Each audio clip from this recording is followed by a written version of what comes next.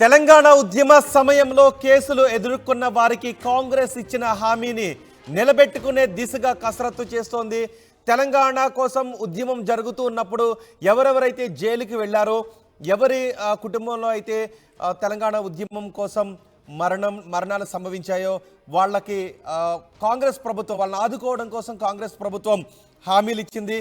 ఈ నేపథ్యంలో వాటిని నిలబెట్టుకోవడానికి కసరత్తు చేస్తుంది. అయితే ఎఫ్ఐఆర్ నమోదైతే సరిపోతుందా, లేదంటే ఎవరైతే జైలుకు వెళ్ళారో వాళ్ళకే ఈ పథకం కింద ఈ హామీ కింద ఆదుకుంటారనే విషయంపై కూడా చర్చ జరుగుతోంది. ఎన్నికల ముందు ఉద్యమకారులకు కాంగ్రెస్ పలు హామీలు ఇచ్చింది. ఉద్యమకారులపై కేసులను ఎత్తివేయడంతో పాటు జైలుకు వెళ్లిన ఉద్యమకారులకు 250 చదరపు గజాల ఇంటి స్థలాన్ని ఇస్తామని హామీ ఇచ్చింది. అలాగే అమరవీరుల కుటుంబాలకు ఇంటి స్థలంతో పాటు 25,000 రూపాయల గౌరవ పెన్షన్ కూడా ఇస్తామని హామీ ఇచ్చింది. కుటుంబంలో ఒకరికి ప్రభుత్వ ఉద్యోగం ఇస్తామని హామీ ఇచ్చింది. వాటిని అమలు చేయడానికి ప్రభుత్వం ఇప్పుడు కసరత్తు చేస్తున్నట్టుగా తెలుస్తోంది. అదే సమయంలో తెలంగాణలో ఎవరు ఉద్యమకారులు అంటే ప్రభుత్వం ప్రకటించబోయే బెనిఫిట్స్ అందుకోవడానికి అర్హులు ఎవరు అన్న దానిపై ఆసక్తికరమైన చర్చ కొనసాగుతోంది. ఎఫ్ఐఆర్తో పాటు జైలుకు వెళ్లిన వారి వివరాలు కాంగ్రెస్ ప్రభుత్వం కోరుతోంది. ఉద్యమ సమయంలో వేల మందిపై కేసులు నమోదయ్యాయి. కేసులతో పాటు జైలు జీవితాన్ని కూడా చాలామంది ఉద్యమకారులు అనుభవించారు.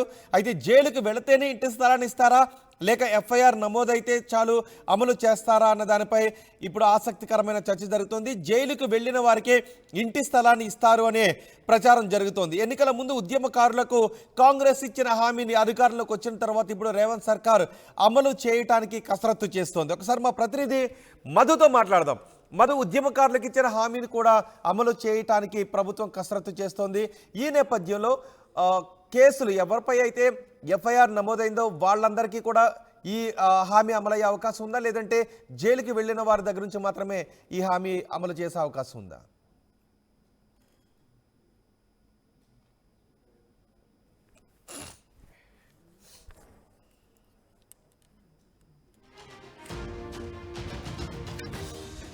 ఎన్నికల సమయంలో తెలంగాణ ఉద్యమకారులకు కాంగ్రెస్ ఇచ్చిన హామీని అమలు చేయటానికి ఇప్పుడు కాంగ్రెస్ ప్రభుత్వం రేవంత్ సర్కార్ ప్రయత్నం చేస్తోంది.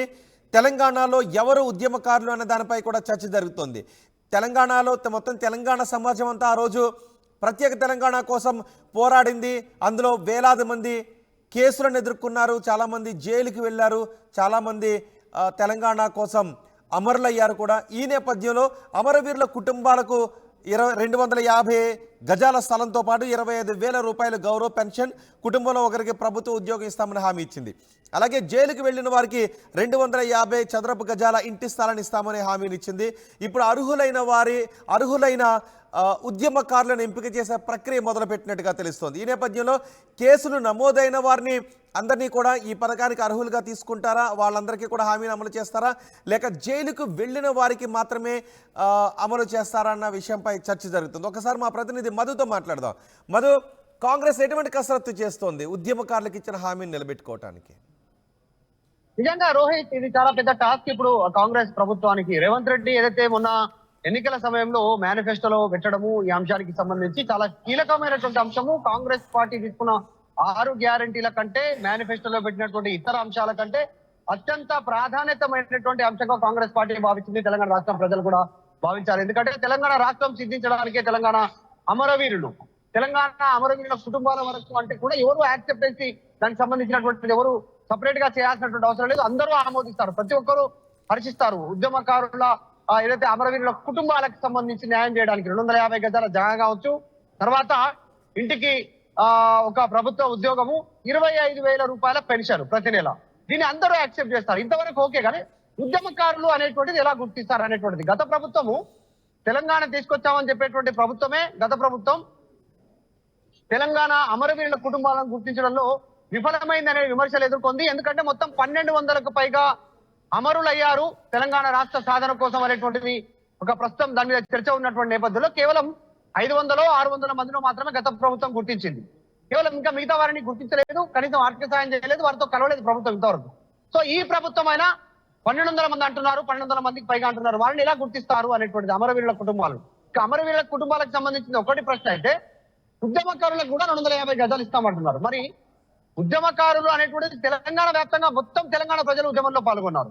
అందులో ప్రభుత్వ ఎంప్లాయీస్ ఉన్నారు, ప్రైవేట్ ఎంప్లాయీస్ ఉన్నారు, సాఫ్ట్వేర్ ఉన్నారు, పోలీసులు ఉన్నారు, జర్నలిస్టులు ఉన్నారు, సాధారణ ప్రజలు ఉన్నారు, అసలు రైతులు ఉన్నారు. వీళ్ళు వాళ్ళని కాదు, మొత్తం యావత్ తెలంగాణ రాష్ట్ర సాధన కోసం పోరాడితే తెలంగాణ సిద్ధించి దాంట్లో ఎలాంటి డౌట్ లేదు. విద్యార్థులు ఉన్నారు, అసలు చదువుకుంటున్నటువంటి విద్యార్థుల జీవితాలు ఖరాబ్ అయిపోయినాయి. ఈ రోజు చాలా మందికి కేసులు ఉన్నాయి. తర్వాత బయట పాస్పోర్ట్ రానటువంటి పరిస్థితి, ప్రభుత్వ ఉద్యోగాలు ఎంక్వైరీ రానటువంటి పరిస్థితి, పోలీసు ఉద్యోగాలకు వాళ్ళు పనికి రాకుండా పోయారు, ఆర్మీ ఉద్యోగాలకు పనికి రాకుండా పోయారు. వాళ్ళందరిపైన కేసులు ఉన్నాయి. వాళ్ళ ఏజ్ ఎక్కువైనటువంటి పరిస్థితి. వారిని ఎలా గుర్తిస్తారు? 250 గజాలు ఇస్తారా వారికి కూడా? వారిని ఎలా గుర్తిస్తారు అనేటువంటిది పెద్ద టాస్క్ అని చెప్పవచ్చు ఈ ప్రభుత్వం మీద. నిజంగా కూడా ఇప్పుడు కేవలం కేసుల డీటెయిల్స్ అడుగుతున్నారు. తర్వాత జైలుకు వెళ్ళినటువంటి సందర్భం పడుతున్నాయి. ఎఫ్ఐఆర్ కి సంబంధించినటువంటి పేర్లు అడుగుతున్నారు. కొన్ని కేసులు కొట్టివేశారు అప్పుడు. తర్వాత లోక్ అదాలత్, రాష్ట్రంలో లోక్ అదాలత్ సంబంధించిన విషయంలో కేసులు కొట్టివేయబడ్డాయి. కొన్ని చిన్న చిన్న కేసులు, పిటి కేసులు కావచ్చు, 2-3 రోజులు జైలుకు వచ్చినటువంటి కేసులు కావచ్చు, రైలు రోకో నిర్వహించినటువంటి పరిస్థితి, రోడ్లను కావచ్చు, బస్సులను ధ్వంసం చేసినటువంటి కేసులు కావచ్చు, ఇతరులపైన దాడి చేసినటువంటి కార్యక్రమాలు కావచ్చు, అప్పుడు ఉన్నటువంటి ప్రభుత్వ పెద్దలు, మంత్రులు, ఎమ్మెల్యేలు, ఇంకా ప్రభుత్వ పెద్దలపైన దాడులు చేసినటువంటి కార్యక్రమం కావచ్చు, వారిపైన వారిని అడ్డుకున్నటువంటి కార్యక్రమాలు, చాలా కేసులు ఉన్నాయి. ఎట్లా గుర్తిస్తారు అనేటువంటిది నిజంగా చాలా పెద్ద టాస్క్ ఈ ప్రభుత్వానికి. మరి ఇప్పుడు ఇచ్చినటువంటి అభయస్థం ఫామ్ లో అది కూడా మెన్షన్ చేస్తారు, తెలంగాణ ఉద్యమకారులు అనేటువంటిది. చాలా మంది అప్లై చేసుకునేటువంటి అవకాశం ఉంది. ఆ కేసులో అప్పుడు పెట్టినటువంటి కేసులో ఈయన తెలంగాణ ఉద్యమకారుడు అని కేసు పెట్టలేదు. అప్పుడు ఉన్నటువంటి సమైక్య పాలనలో ఉన్నటువంటి ఉమ్మడి ఆంధ్రప్రదేశ్ ఉన్నటువంటి ప్రభుత్వం కేసు పెట్టింది ప్రభుత్వ ఆస్తులు ధ్వంసం చేశారని, తర్వాత ప్రభుత్వ అధికారులను బెదిరించారని, రోడ్డుకు అడ్డంగా నిల్చున్నారని, పర్మిషన్ లేకుండా ఇక్కడికి ప్రవేశించారని, ఇలాంటి కేసులు ఉన్నాయి. వాటిని ఉద్యమంతో ఎలా ముడిపెడతారు అనేటువంటిది కూడా ఇప్పుడు పెద్ద క్వశ్చన్. ఇప్పుడు చాలా పెద్ద క్వశ్చన్ కాంగ్రెస్ ప్రభుత్వం ముందు. దీనిపైన ఒక సందిగ్ధత నెలకొంది. నిజంగానే ఎవరికి 250 గజాల జాగిస్తారు? తర్వాత అమరవీరుల కుటుంబాలను ఇంకా మిగతా వారిని కూడా గుర్తిస్తారా?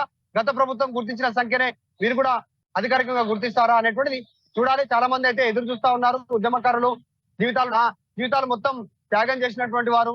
సో చాలా మంది ఎదురు చూస్తున్నారు. ప్రభుత్వం ఏ నిర్ణయం తీసుకుంటుందో ఆసక్తిగా ఎదురు చూస్తున్నారు. Rohit. Right, thank you Madhu. తెలంగాణలో ఇప్పుడు ఉద్యమకారులకు ఇచ్చిన హామీని నిలబెట్టుకోవడానికి రేవంత్ సర్కారు కసరత్తు చేస్తోంది. ఎన్నికల సమయంలోనూ అలాగే గతంలో తెలంగాణ ప్రభుత్వం ఏర్పడిన తర్వాత కూడా తెలంగాణ ఉద్యమకారులకు సముచితమైన స్థానం దక్కలేదు అంటూ కాంగ్రెస్ చెబుతూ వచ్చింది. ఈ నేపథ్యంలో తెలంగాణ ఉద్యమకారులకు చాలా హామీలు ఇచ్చింది కాంగ్రెస్ ప్రభుత్వం. ఎన్నికల సమయంలో ఈ హామీలు ఇచ్చింది.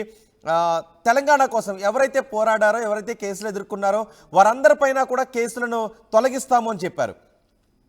అంతేకాదు ఉద్యమకారులపై కేసులు ఎత్తివేయడంతో పాటు ఎవరైతే జైలుకు వెళ్లారో వారికి 250 గజాల ఇంటి స్థలాన్ని ఇస్తామని హామీ ఇచ్చింది. అమరవీరుల కుటుంబాలకు ఇంటి స్థలంతో పాటు 25,000 రూపాయల గౌరవ పెన్షన్, కుటుంబంలో ఒకరికి ఉద్యోగాన్ని హామీ ఇస్తామని కూడా కాంగ్రెస్ ప్రకటించింది. అధికారంలోకి వచ్చిన తర్వాత ఈ హామీని నిలబెట్టుకోవడానికి కాంగ్రెస్ ప్రభుత్వం కసరత్తు చేస్తోంది.